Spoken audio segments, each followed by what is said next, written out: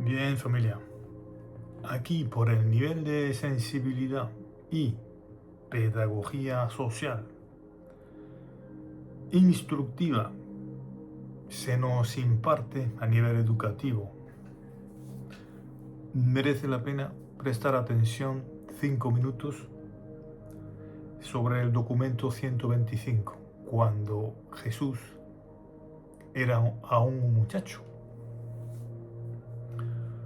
Y como se trata de un nivel todavía distorsionado de la cultura, de la educación, en relación con la teología, con las liturgias, con los rituales todavía. Después, la falta de naturalidad, de normalidad que aún se percibe. Este desdoblamiento a cuando entramos en un templo, y sí que observamos cuando entramos en un templo pues una magnificencia a la belleza, pero casi con los demás visitantes del templo casi ves que todo el mundo se ignora, todo el mundo está embelesado viendo la belleza. O sea, es una falta de naturalidad. Bueno, esto ya lo padeció Jesús y se nos explica bien en este documento 125, Jesús en Jerusalén. De toda la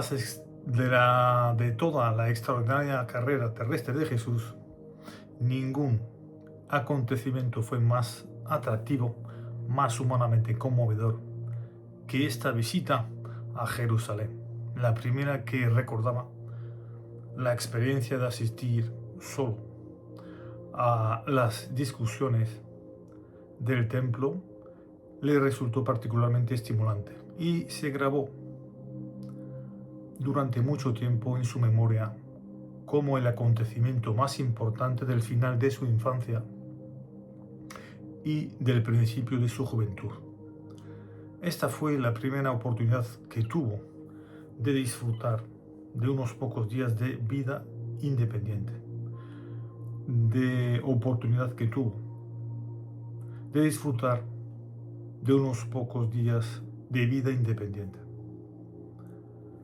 de la alegría de ir y venir sin sujeción ni restricciones. Este breve periodo viviendo a su aire durante la semana siguiente a la Pascua fue el primero totalmente libre de obligaciones que había disfrutado nunca. Pasaron muchos años antes de que volviera a disponer, aunque fuera poco tiempo, aunque fuera por poco tiempo, de un periodo semejante libre de todo sentido de la responsabilidad. Las mujeres asistían raramente. Las mujeres asistían rara vez a la fiesta de la Pascua en Jerusalén porque no se requería su presencia. Sin embargo, Jesús se negó prácticamente a partir a menos que su madre los acompañara. Cuando ella se decidió a ir, muchas mujeres de Nazaret se sintieron motivadas para hacer el viaje, de manera que la expedición pascual contenía, en proporción con los hombres, el mayor número de mujeres que había salido nunca de Nazaret para la Pascua. En el camino de Jerusalén, los viajeros cantaron de vez en cuando el Salmo 130. Desde el momento en que salieron de Nazaret hasta que llegaron a la cima del Monte de los Olivos, Jesús experimentó todo el tiempo la tensión de la expectativa. Durante toda su alegre infancia, había oído hablar con respeto de Jerusalén y de su templo. Ahora iba pronto a contemplarlo en la realidad.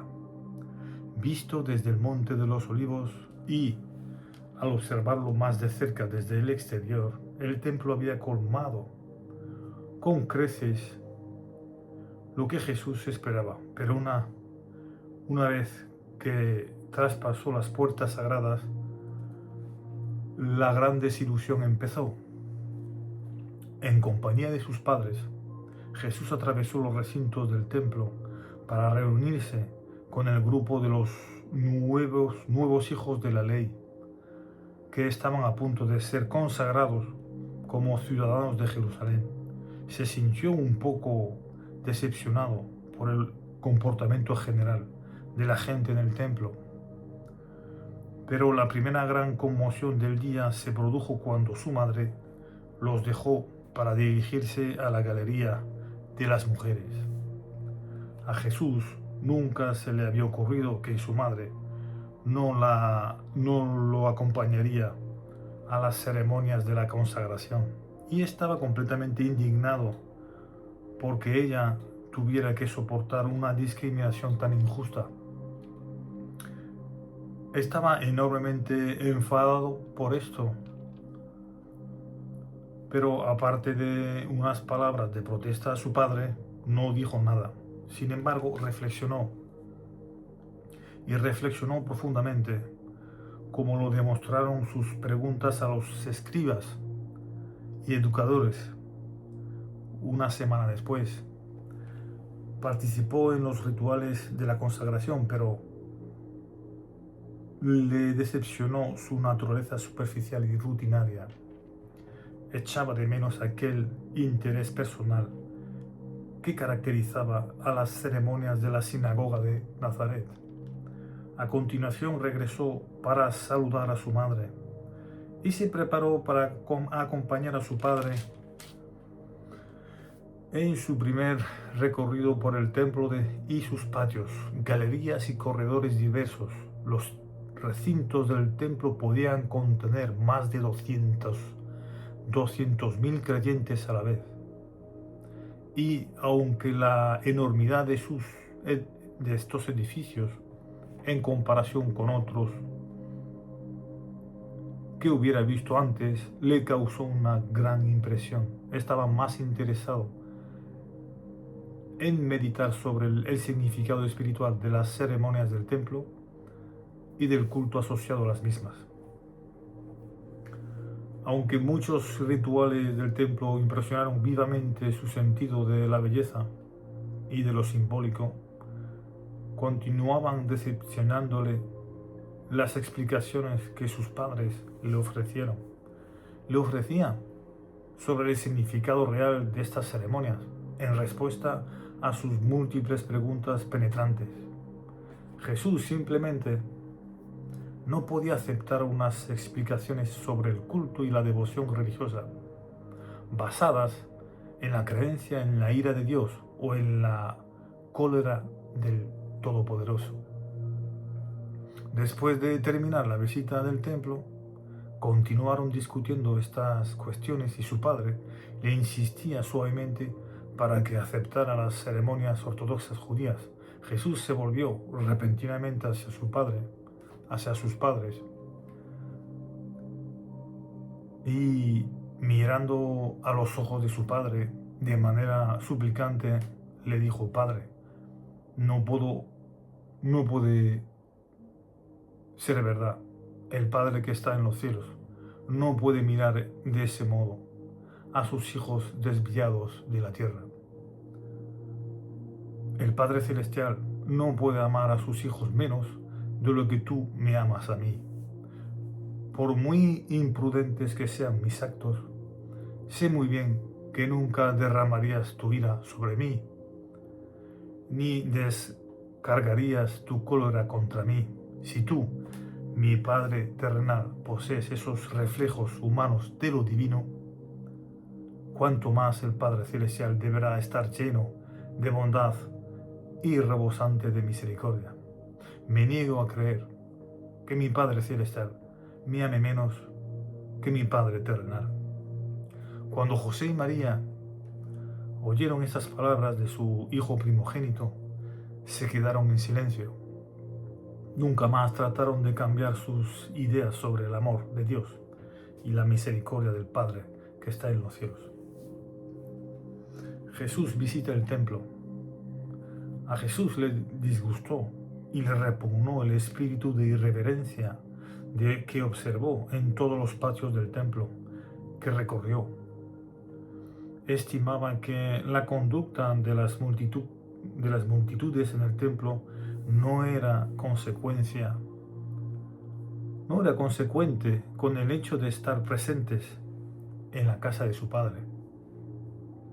Pero recibió el mayor golpe de su joven vida cuando su padre lo acompañó al patio de los gentiles, donde la jerga ruidosa, las voces y las chácharas ruidosas que revelaba la presencia de los cambistas y los vendedores de animales para los sacrificios y otras mercancías diversas.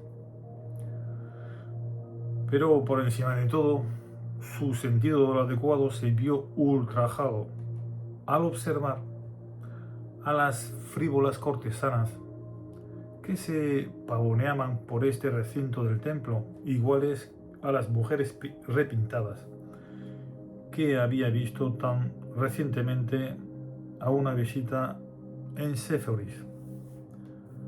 A Séforis, ¿de acuerdo? Eran ciudades de moral abierta, liberales. Esta profanación del templo, igual que Sodoma y Gomorra, Séforis y Tiberíades, son dos ciudades de aquel tiempo en que había perversión, mucha prostitución. Esta profanación del templo suscitó toda su indignación juvenil y no titubeó en expresárselo claramente a José, a su padre. Jesús admiraba la atmósfera y el servicio del templo, pero le disgustaba la fealdad espiritual que observaba en el rostro de tantos adoradores irreflexivos.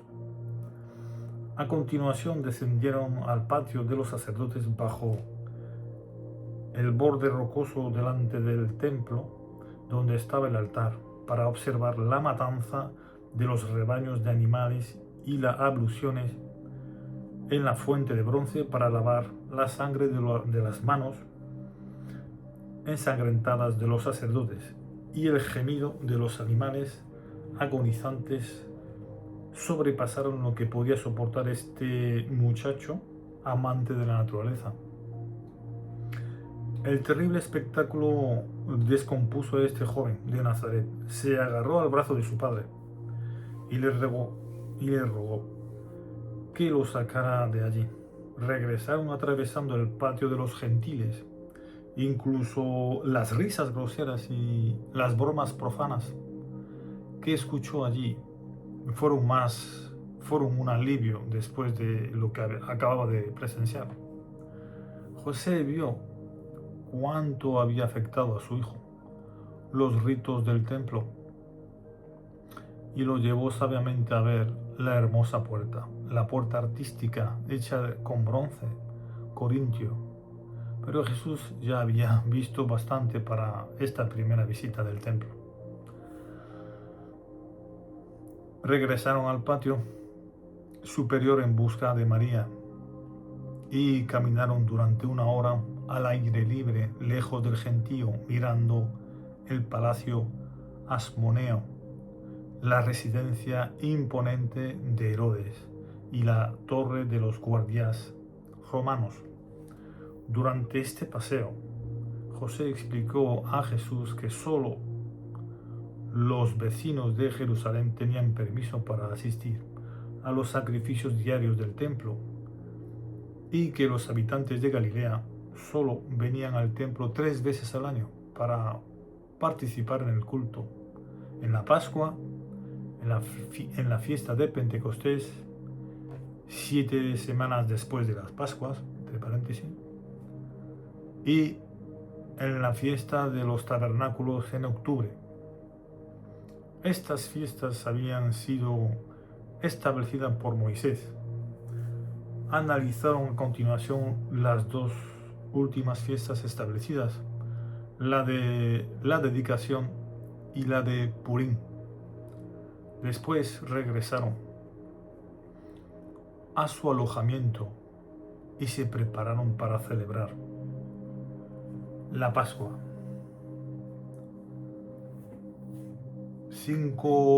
Jesús y la Pascua. Bueno, gente, esto lo voy a dejar aquí.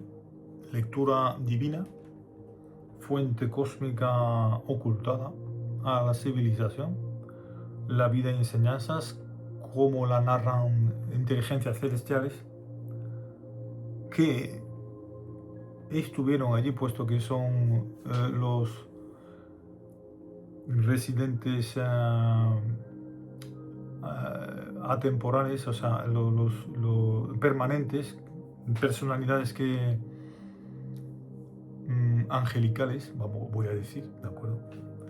Y nosotros, pues claro, una revelación de esta índole, pues está siendo tachada de plagio, a nivel educativo, ¿de acuerdo? Y esclarecimiento para discernir esa moralidad sensible de lo que está bien y lo que está mal.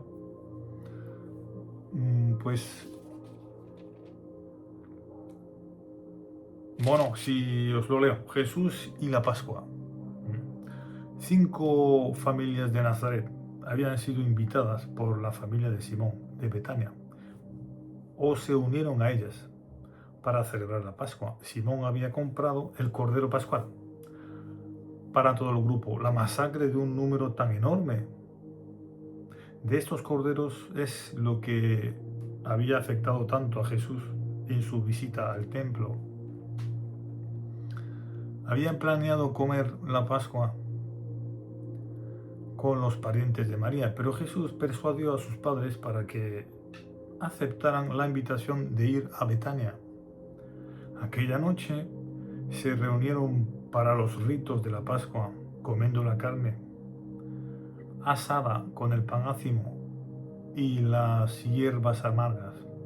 Como Jesús era un nuevo hijo de la alianza, se le pidió que contara el origen de la Pascua y lo hizo muy bien, pero desconcertó un poco a sus padres con la inclusión de numerosos comentarios que reflejaban moderadamente las impresiones que había hecho en su mente joven, pero reflexiva, las cosas que había visto y oído tan recientemente. Este fue el comienzo de los 7 días de ceremonias de la fiesta pascual. Incluso en esta fecha temprana, y aunque no dijo nada a sus padres sobre este asunto, Jesús había empezado a darle vueltas en la cabeza a la idea de si sería adecuado celebrar la Pascua sin sacrificar el cordero. Estaba mentalmente seguro de que este espectáculo de la ofrenda, de los sacrificios, no complacía al Padre Celestial. Y con el paso de los años estuvo cada vez más resuelto a establecer algún día de celebración de una Pascua sin derramamiento de sangre. Jesús durmió muy poco aquella noche. Su descanso estuvo enormemente alterado con pesadillas de matanzas y sufrimientos. Tenía la mente aturdida y el corazón desgarrado por las inconsistencias y el carácter absurdo de la teología de todo el sistema ceremonial judío.